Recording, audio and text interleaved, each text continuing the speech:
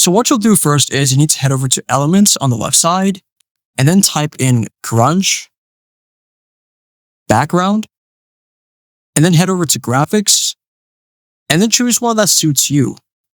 I will use this one, simply drag it and drop it here into the canvas, then expand it a bit, then head over to the left side, scroll down and then go to Apps, then type in FrameMaker.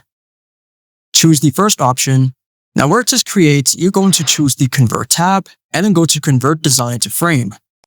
And then where it says Transparent Background, make sure that this is ticked and then make sure that you increase the size to its fullest, then select Export. So this is our frame. You're going to delete the old image in the background, select Delete. I'm going to change the background color so that you guys can see it. And then I'm going to add in a picture. I'm going to use this one here, simply drag it and drop it into the frame. And there you go.